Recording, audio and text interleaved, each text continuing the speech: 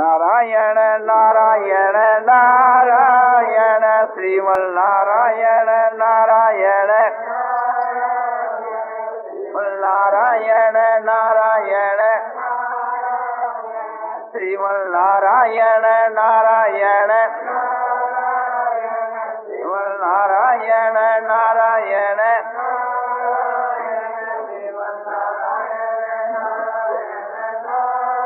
आनंदमय आनंदमय आनंदमय आनंदमय पूर्णानंद पूर्णानंद अपारानंद शांतानंद घनानंद अचलानंद ध्रुवानंद नित्यानंद बोधस्वरूपानंद ज्ञानस्वरूपानंद आनंदी आनंद आनंदी आनंद आनंदी आनंद शांति शांति शांति।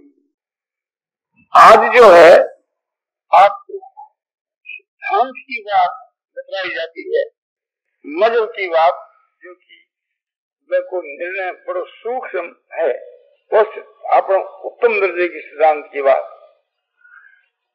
संसार के बीच के वहां अनेक संप्रदाय हैं और अपने अपने मजहब को सभी श्रेष्ठ बतलाते हैं। हम सनातन धर्मी होकर के और ये बात कह रहे हैं कि हमारा ही धर्म सबसे बढ़ करके है, तो इस्लाम धर्म वाले कहेंगे कि नहीं, हमारा कुरान शरीफ जो है हजरत मोहम्मद का जो बड़ा धर्म है वो ईश्वर से बढ़कर के है। ईसाई लोग ये कहेंगे कि ईसा का जो सिद्धांत है, जो हमारा बाइबल जो ग्रंथ है वो ईश्वर से बढ़कर के है। और गौतम बुद्ध को जो मानने वाले जो हैं वे कहेंगे कि बौद्ध मत जो है वो सबसे बढ़कर के है। और धम्मपद जो ग्रंथ है बुद्ध का वो बड़ा अच्छा सबसे बढ़कर के है। हम कहेंगे भी हमारा जो वेद है वो सबसे बढ़कर के है। और स्मृतियां, और उसमें स्मृतियों के बीच के जो गीता वो भगवान की स्मृति है और ऋषियों की स्मृति है। वास्ते गीता और वेद ये सबसे बढ़कर के है। और हमारे समझो कि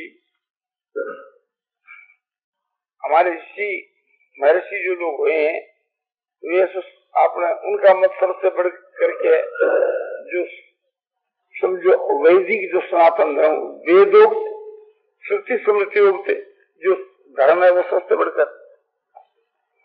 तो ये विचार करना चाहिए कि फिर एक प्रकार से ये झगड़ा तो तय नहीं हुआ अपना, वो कह दिया हमारा बढ़कर, वो कह दिया हमारा बढ़कर के। तो प्रथम तो आपको ये विचार करना चाहिए कि संसार के बीच के मां जिसको करोड़ों आदमी मानते हो, इस प्रकार की कितनी कौम है, तो मैंने 4 कौम आपको बतलाई, ये 4 ही है। और करोड़ों आदमी उस धर्म को मानने वाले और 500 कोई नहीं है दुनिया है, वो लाखों की संख्या में है। वो तो फिर ऐसा जो समझो कि थोड़ी संख्या में मानने वाले तो और भी कई है।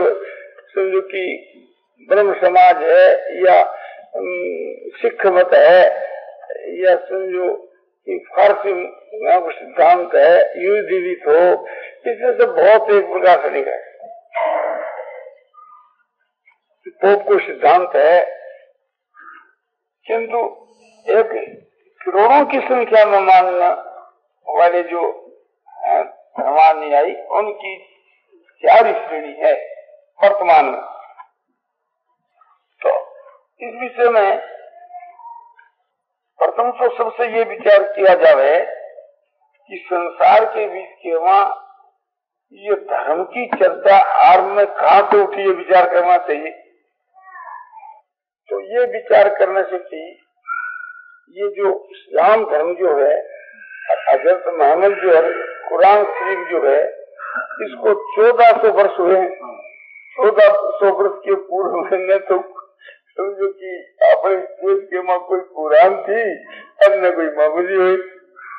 तो जो कुछ एक प्रकार से 1400 वर्ष का ही है। अब दूसरा विचार किया जाए कि भी ईसा का मत कितनों वर्षों से है, तो 1954 की साल चलते ईसा, उसके पहले ही साल दुनिया में नहीं था, ऐसा ही नहीं था तो ईसाई धर्म भी नहीं था, न बाबरी नहीं था। तो इसके लिए हम हिसाब लगाते हैं तो उसे 2000 वर्ष के पहले ही है और इससे आगे नहीं बढ़ सकते। तीसरी बात यह है कि गौतम बुद्ध जो है उसका जो सिद्धांत है वो कहता है कि गौतम बुद्ध को 3000 वर्ष हुए, तो 3000 वर्ष के पहला न गौतम बुद्ध ही था न उसका बौद्ध धर्म ही था। तो ये सारा मामला 3000 वर्ष के इधर उधर का है। तो इसके पहले संसार के बीच क्यों धर्म आ तो वो वैदिक सनातन धर्म रह गया। और ये जो वैदिक सनातन जो धर्म है उसको हमारा शास्त्र अनादि बतलाता है कि ये सदा से है और ब्रह्मा के मुख से वेद प्रकट हुए, वहां से ही चलू है। ब्रह्मा की उत्पत्ति सृष्टि की आदि में, तो इस वास्ते हमारे शास्त्रों के सिद्धांत के अनुसार तो करोड़ों वर्ष हो गए।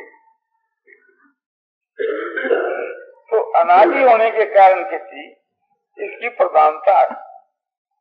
फिर भी हम सबका आदर करते, क्योंकि यदि किसी ने भी एक प्रकार से धर्म शब्द को ग्रहण किया है तो हमारे शास्त्रों से किया ना, इस न्याय से थी उनमें भी जो कुछ धर्म विषय की व्याख्या है तो एक प्रकार से हमारे ही अनुयायी हुए, हमारे धर्म को लेकर इस सब चले। संसार के बीच में पहला कोई धर्म नाम की कोई चीज नहीं थी। और मनु में ये भी बताया कि सारी दुनिया के लोग जो है सो समझो कि धर्म की शिक्षा भारत से लिया करते थे। ये मनु का भी वचन ऐसा मिला है। और ये भी मिला है कि ईसा आदि है सो यहाँ ही एक प्रकार से आए थे और यहाँ से ही वे धर्म की शिक्षा लेकर के गए। और गौतम बुद्ध तो यहाँ का सनातन धर्मी था ही, एक प्रकार से उसका पिता सनातन धर्मी था, तो वो तो हिंदू ही था।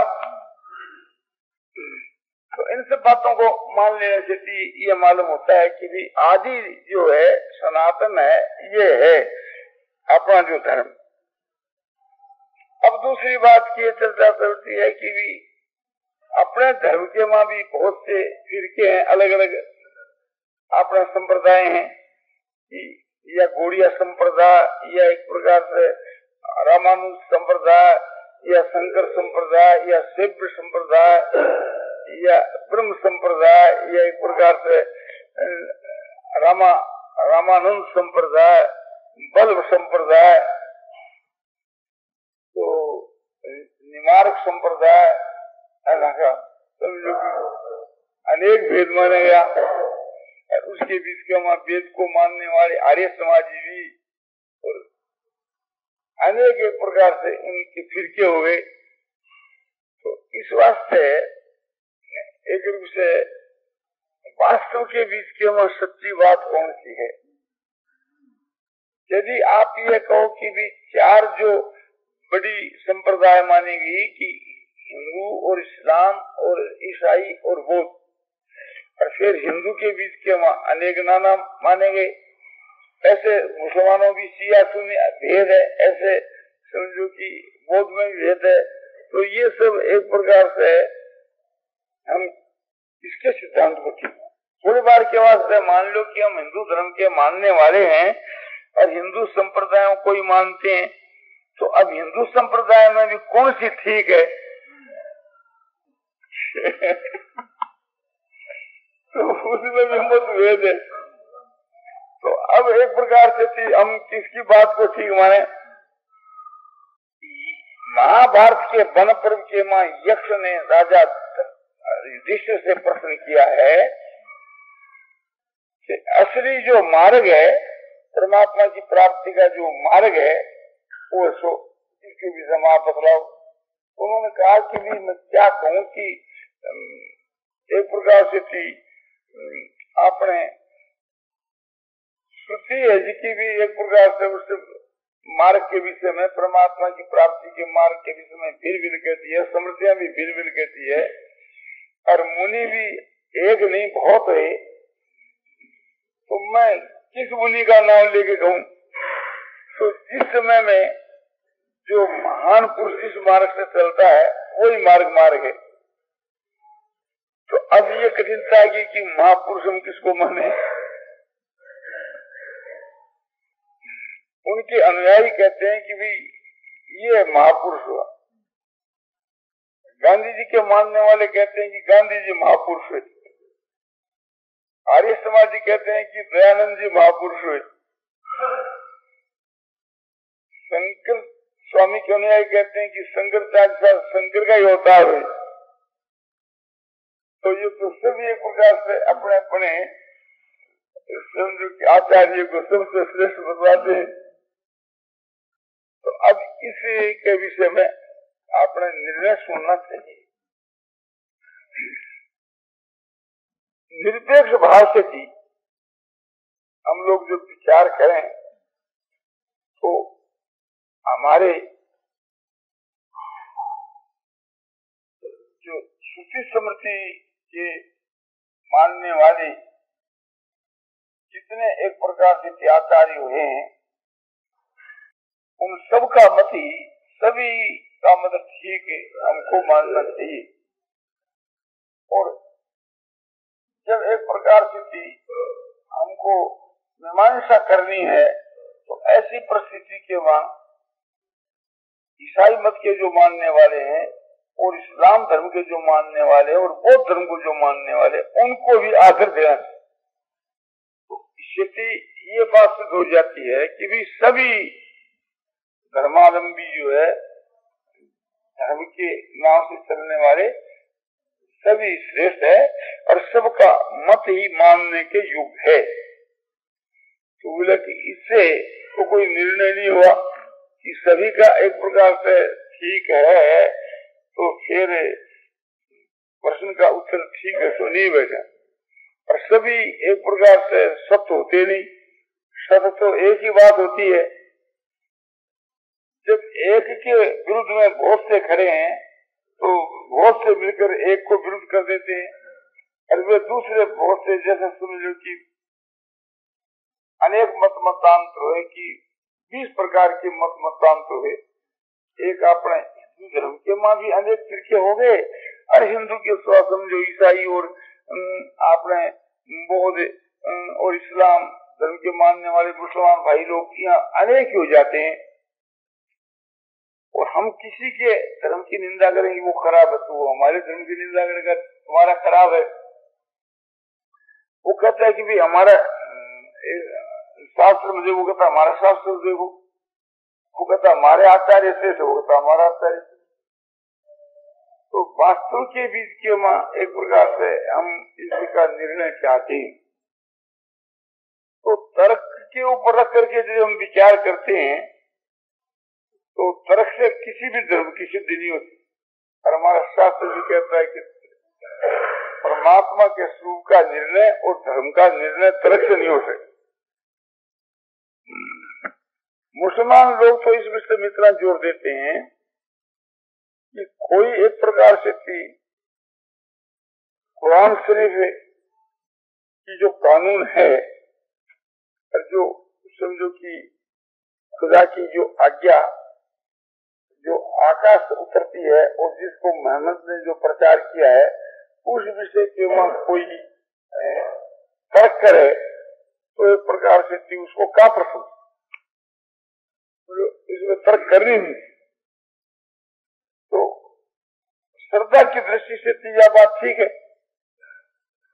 तो तर्क की कसौटी पर जब हम कसेंगे तो कोई सा भी मत जो है सो कायम नहीं रहे। और ये जो हिंदू धर्म के अंतर्गत जो बहुत से मतांतर है, अगर जो बहुत है, उनमें भी कोई कायम नहीं रहेगा। जब तर्क के ऊपर इसका वाद विवाद करेंगे और श्रद्धा की दृष्टि से थी सभी कायम होंगे। तो श्रद्धा की दृष्टि से थी जितने एक प्रकार से धर्म के मानने वाले हैं उनके सभी कायम रहेंगे।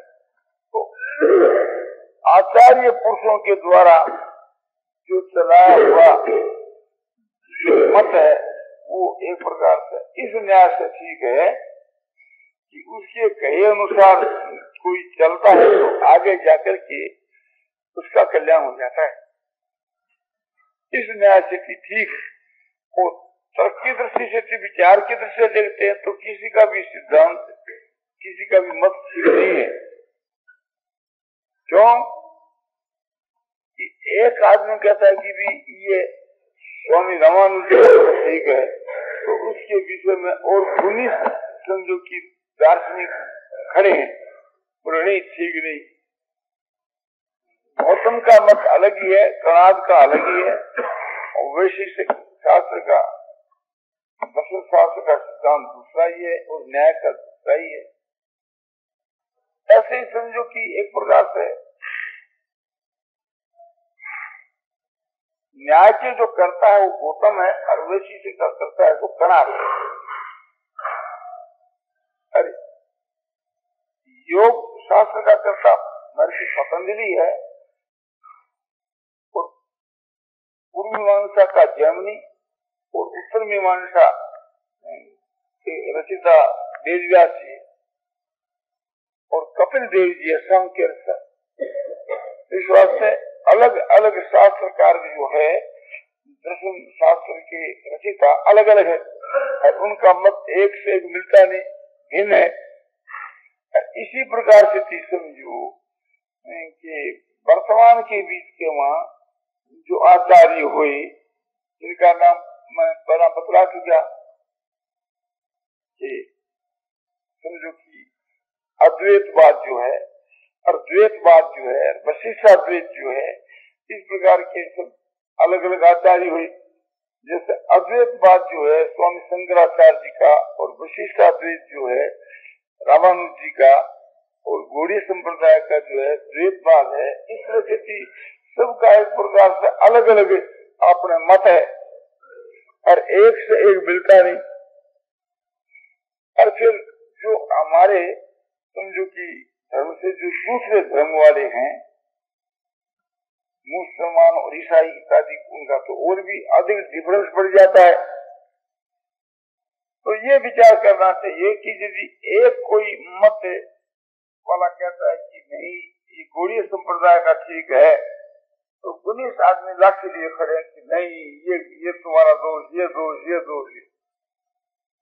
यदि दयानंद जी के मत को ठीक मानने के वास्ते तैयार होते हैं तो दूसरे 19 आदमी खड़े इसमें ये दोष है, ये दोष है।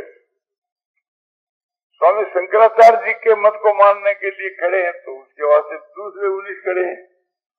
तो 19 आदमी एक प्रकार से उसका विरोध करने से एक जो वो तर्क है एक प्रकार से नापास हो जाता है, तो सभी नापास हो जाता है। तो इस सिद्धांत के अनुसार तर्क की कसौटी पर यदि कैसा जा रहा है तो कोई भी पेश नहीं पाता। किसी का भी मत जो है तो एक प्रकार से तर्क से सिद्ध नहीं होता। क्यों नहीं सिद्ध होता?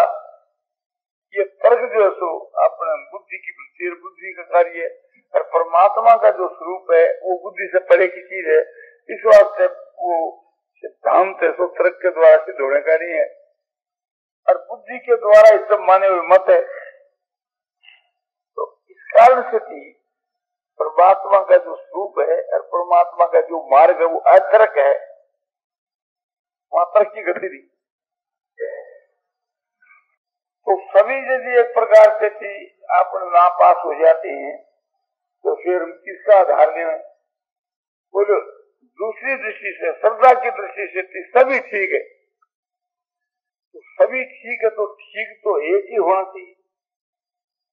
सभी ठीक कैसे कि मार्ग अलग अलग है और उनको सबको फल है। सुन गीता के वहां भी भगवान जो है दो मत बदलाते हैं, फिर एक का दो भेद करते और उसका फल एक बदलाते। तो बदलाते हैं शुरू में कि लोकेश दिविधा निष्ठा पूरा प्रोक्ता मयान गए ज्ञान योगी न संख्या नाम कर्म योगी न योगी नाम। हेतु संसार के बीच के वहां दो प्रकार की निष्ठा मेरे द्वारा कही गई, ज्ञानियों को ज्ञान योग करके और कर्मियों को कर्म योग करके। हाँ कही गई ये श्लोक तीसरे अध्याय का, तो दूसरे अध्याय के वहां भगवान कह चुके। अभी जिसकी बात कर रहे थे कि दूसरे अध्याय के 39 के श्लोक में ये साते भीता संख्य बुद्धि योगे तुम सुनू, ये संघ के विषय की तुम्हारे कही और इससे बुद्धि को तू योग के विषय में सुन। और ये दो कह करके फिर उसके आगे इनके और भी भेद कर दिए और अवान्तर भेद हो गए। अवान्तर भेद ये कभी कितने योगी लोग हैं जिनको तो एक प्रकार से ब्रह्मार्पण ब्रह्मवीर इस प्रकार से शब्द के ऊपर इस प्रकार की दृष्टि उपासते हैं। और कितने जो है तो देव यज्ञ करते हैं, कितने द्रव्य करते हैं, कितने तप यज्ञ, कितने योग यज्ञ, कितने स्वाध्याय यज्ञ, कितने प्राणायाम यज्ञ, और सभी एक प्रकार से आपने करने वाले यज्ञ करने वाले कलम जो पाप उससे रहित है और सभी सनातन ब्रह्म को प्राप्त होते। इतना भेद करके उनका सबका फल है सो एक ही बतला दिया कि सभी सनातन ब्रह्म को प्राप्त होते। एक शीशा मृत जो यान्ति ब्रह्म सनातनम, एक से बचे हुए अन्न के खाने वाले सभी सनातन ब्रह्म को प्राप्त होते। और जितने जो स्वामी हुए हैं वे भी एक प्रकार से उसका फल वो बतलाते। महर्षि जो पतंजलि हुई वे एक प्रकार से थी योगी है। योग की सिद्धि जो है उसका अंतिम परिणाम है योग वृत्ति निरोध है। चित्त की वृत्तियों के निरोध का नाम योग है। और चित्त की वृत्तियों का जो निरोध रूप जो योग है उस निरोध रूप योग की प्राप्ति के लिए उन्होंने भी साधन बहुत से बतला दिए। अभ्यास वैराग्य हम निरोध है। अभ्यास और वैराग्य से चित्त की वृत्तियों का निरोध होता है। बोले और उपाय, बोले हाँ और भी है। और क्या ईश्वर प्रणिधान हुआ, ईश्वर प्रणिधान से बोले और भी है। प्रसन्न धारणा ध्यान हुआ, प्राणस्य प्राणों को बाहर में छोड़ना रोक देना, ये प्राणायाम का उपाय भी कहते हैं। तो उन्होंने भी फिर एक समझो कि चित्तवृत्ति निरोध रूप जो योग है उसकी प्राप्ति के लिए अनेक साधन बतला दिए कि उससे योग की प्राप्ति हो सकती है। तो इस वास्ते उनका जो योग है वो अपने जीव का कल्याण करने वाला है। यह गीता के मां परमात्मा की प्राप्ति के बहुत से साधन बतला दिए। साफ साफ भगवान कहते हैं कि भी एक प्रकार से ध्यान आत्मनि पश्यन्ति केचित् आत्मानुनात्मना अन्य सांख्य योगे ने कर्म योगे ने चापरे। ध्यान के द्वारा कोई ये पुरुष उस परमात्मा को अपनी आत्मा के मां बुद्धि से अनुभव करते हैं ध्यान द्वारा। और कितने सो सांख्य योग के ज्ञान योग के द्वारा हम उस परमात्मा के स्वरूप का साक्षात करते हैं। और कितनी सो कर्मयोग के द्वारा उस परमात्मा के स्वरूप का साक्षात करते हैं। तो उपाय तो गीता में भी बहुत प्रकार के उपाय बन रहे, फल उनका सबका एक। साधन का इतना फर्क है कि एक जाता है समझो कि पूर्व तो एक जाता पश्चिम। एक कहता है कि समझो कि जीव और ब्रह्म एक ही है, दूसरा कहता है कि नहीं जीव और ब्रह्म अलग अलग है। एक कहता है समझो कि आपने एक, दूसरा कहता है कि नहीं दो, तीसरा कहता है कि नहीं तीन। इसमें कोई आपत्ति की बात नहीं है। अंतिम परिणाम सबका एक ही होगा। तो कैसे एक पूर्वी पूर्व जाएगा, एक उत्तरी उत्तर जाएगा और एक दक्षिणी दक्षिण, एक पश्चिमी पश्चिम जाएगा। इसमें कोई आपत्ति नहीं है, फल उसका सबका एक ही हो जाएगा। जैसे कोई अमेरिका को समझो कनाडा में जाता है तो एक तो जाता है भूमध्य सागर होकर के, तो वो जो भूमध्य सागर होकर के जाता है तो उसके लिए यूरोप को दाईं तरफ में रख सकते और अफ्रीका को बाईं तरफ में रख सकते। भूमध्य सागर को किया जाता है तो वो कनाडा पहुंच जाता है, वो जाता है एकदम पश्चिमी पर। और दूसरा एक जाता है पूर्वी पूर्व, ऑस्ट्रेलिया को दाएं तरफ रखता है और जापान आदि को बाईं तरफ रखता है। और वो पूर्वी पूर्व चला जाता है, वही कनाडा पहुंच जाता है। तो प्रत्यक्ष के वहां आप देख लो, उनका जाने का मार्ग एकदम अपने अलग अलग है, हर दोनों का फरेगी। तो इसी प्रकार से परमात्मा की प्राप्ति का मार्ग अलग अलग है और वो फल तो एक ही है। उस परमात्मा के नाम भी बहुत से हैं और उन्हें के स्वरूप के विषय में भी सबका मतभेद है। नाम के विषय में कोई तो कहता है राम, कोई कृष्ण, कोई विष्णु, कोई नारायण, कोई हरि, कोई ओम, और कोई कहता है अल्लाह, कोई खुदा, कोई कहता है गॉड, कोई कुछ, कोई कुछ।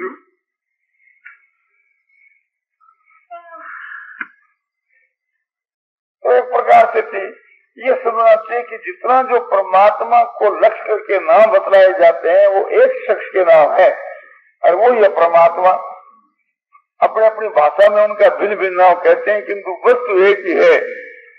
जैसे जल है तो कोई जल को अब कहता है, कोई नीर कहता है और कोई पानी कहता है और कोई वाटर कह देता है, तो इन सब शब्दों को अर्थ एक ही। तो बोले ठीक है, नाव के विषय में आपकी बात ठीक है। इसी प्रकार से मुक्ति के भी बहुत से नाम, तो कोई तो कहता है परम पद की प्राप्ति, कोई कहता है सातवें आसमान की प्राप्ति, कोई कहता है कि समझो कि समशिला की प्राप्ति, कोई कहता है सातवें लोक की, सतलोक की प्राप्ति, ब्रह्म लोक की प्राप्ति, और कोई कहता है समझो नित्य धाम की प्राप्ति, कोई कहता है ब्रह्म की प्राप्ति, कोई कहता है परमात्मा की प्राप्ति, कोई कहता है निर्वाण पद की प्राप्ति। तो उनके बहुत से नाम तो संसार में विख्यात है। तो ये सब ही नाम मुक्ति के है, यानी जिसको एक प्रकार से सबसे सब साधनों का फल कहते हैं, वही चीज